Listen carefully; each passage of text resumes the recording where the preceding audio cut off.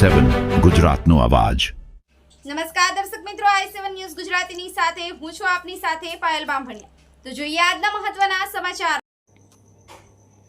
ઝાલોદ તાલુકાના જૂના ચાકલિયામાં આલેલ કુકરદેવ મહાદેવની પ્રાચીન ગુફામાં ડાયનાસોરના અવશેષો મળી આવ્યા તેવો દાવો। મળતી માહિતી મુજબ ઝાલોદ તાલુકાના જૂના ચાકલિયા કુકરદેવ મહાદેવનું 5000 વર્ષ પૂર્વેનું જૂનું ધાર્મિક મંદિર આવેલું છે। આ મંદિર પાંડવકાળ સમયનું છે, ત્યારે તેની અંદર રહેલી કેટલીક ગુફાઓમાં સંશોધનકર્તા દ્વારા કંઈક ચિહ્નો મળી આવ્યા હતા। ત્યારે આખરે સંશોધન થયા પછી કંઈક ડાયનાસોરના પગની નિશાની હોય તેવા ચિહ્નો મળી આવ્યા છે અને તે કુદરતી અને મંદિર ઉપર કુદરતી સૌંદર્ય ધોધમાર ઝરણું ચાલે છે અને ગુજરાત યાત્રા વિકાસ બોર્ડની હેરિટેજ ઇમારતોની ટીમના સર્વે મુજબ ગુફામાં ડાયનાસોરના 9 થી 10 ઇંચના પગલાંનું ધાર્મિક સ્થળ હેરિટેજ વિકાસમાં ન જરૂર છે અને વૈજ્ઞાનિકો દ્વારા સર્વે કરી રહ્યા હોવાનું જાણવા મળે છે। સંશોધનકર્તા દ્વારા અહીંયા પ્રાચીન સમયમાં કદાચ ડાયનાસોરની ઉપસ્થિતિ હોઈ શકે તેવું જણાવ્યું હતું। બીજી બાજુ દાહોદ જિલ્લાના અડકીને આવેલ મહીસાગર જિલ્લાના બાલાસિનોરના રૈયોલી ખાતે ડાયનાસોરના ઈંડા મળી આવ્યા હતા।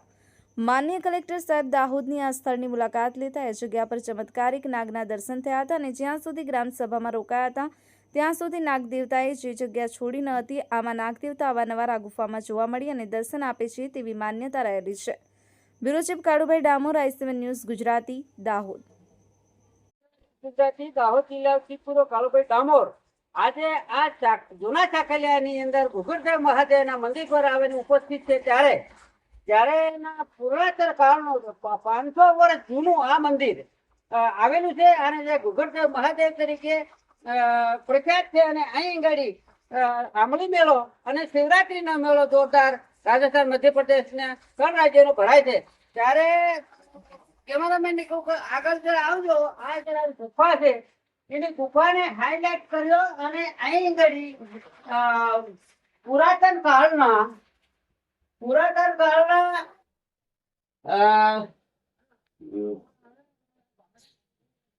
વૈજ્ઞાનિકની સર્વે ટીમ દ્વારા અહીં આગળ જે સર્વે કરવામાં આવ્યું ત્યારે આ સર્વે ની અંદર અહીં ડાયનાસોરના પગથિયા હોય તેવું એક દ્રશ્ય જોયું હતું। અહીં આગળ આ બધી જે દિશા છે એ કુદરતી દિશા છે, કોઈ એમને સણતર કામ કે ઘડતર કામ કરવામાં આવેલું નથી અને તોડફોડ કરેલું નથી, આ તોડફોડ પણ કરેલું નથી। આ કુદરતી એક ગુફા છે અને ગુફાની અંદર જાણવા મળતા જોના જયારે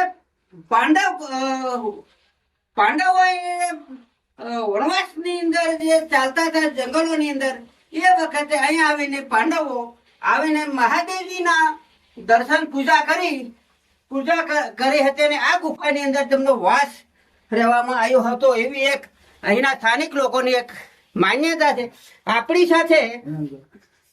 આપણી સાથેના સ્થાનિક જૂના ચાકલિયાના સરપંચ પણ છે અને એ સરપંચ દ્વારા પણ થોડી ઘણી આપણને માહિતી મળી હતી। આ ગુફાની અંદર માન્ય દાહોદ જિલ્લાના કલેક્ટર સાહેબ નીલકુડા સાહેબ એની મુલાકાત લીધી તે દરમિયાન અહીં જાણવા મળતા આ ગુફામાં માન્ય કલેક્ટર સાહેબની મુલાકાત દરમિયાન એક મોટો નાગ પણ ઉપસ્થિત થયો હતો અને એ નાગ કલેક્ટર સાહેબની અને એના 100-150 માણસોને દર્શન પણ આપ્યા હતા। આ જે ગુફા છે એ ડાયનાસોરના અવશેષો, ડાયનાસોરના પગલાની એક ઝલક જોવા મળી છે। વૈજ્ઞાનિકના સર્વે મુજબ અને ગુજરાત સરકારના ધાર્મિક પ્રવાસન ના ટીમ દ્વારા પણ આ સર્વે કરતા એને ધાર્મિક સ્થળ તરીકે વિકસાવવાની જરૂર છે। આ સ્થળ રાજસ્થાન, મધ્યપ્રદેશ અને ગુજરાતની 3 રાજ્યની તરબેટ પર આવેલું છે અને જૂના ચાકલિયાના સામે ઉભેલા અમારા સરપંચ સાહેબ જે જૂના ચાકલિયાના સરપંચ છે તેઓની પણ એક અહીંની સ્થાનિક લેવલેની એક માંગ છે કે ભાઈ આ અમારું જૂના ચાકલિયા ગુગરદેવ મહાદેવ અને નો વિકાસ થાય અને કલેક્ટર સાહેબ તે વખતે આ જગ્યા પર નારિયેળ વધારે થઈ આ નારિયેળ વધારે એ જગ્યા પર નાગ દેવતા ઉપસ્થિત થયા હતા અને જ્યાં સુધીની મીટિંગ ચાલુ રહી ત્યાં સુધી એ અહીં હયાતમાં ઉભા રહ્યા હતા અને પછી એમની જાતે કે અલોપ થઈ ગયા હતા. તો આવી એક ધાર્મિક સ્થળની જે માન્યતા છે એ ખરેખર વિચારવા લાયક છે અને આ ધાર્મિક સ્થળને અતૂટ પાણી. લાયક છે. અહીં આગળ એક કુદરતી ધોધ બહાર ચાલે છે, પાણીનો નજારો જોવા મળે છે અને એ નજારો ઉપર મંદિર ઉપરથી થઈને નીચે કુંડ છે. એક કુંડ છે, એની કુંડની અંદર પડે છે અને અહીંથી આ પાણી અનાજ નદી પર વહી રહ્યું છે. અને અનાજ નદીનું પાણી જો મહાદેવ ઉપર ચડે પછી પાછું પડે પછી પાછી નદી ચડતી નથી. તો અનાજ નદીની જે પૂર આવે અને એ પૂર આ મંદિર સુધી જો પાણી ઉપર ચડી જાય પછી તે પછી પાછો ઓહારો દેખાડે છે. એવી એક અહીંના સ્થાનિક લોકોની અને સરપંચની માન્યતા છે.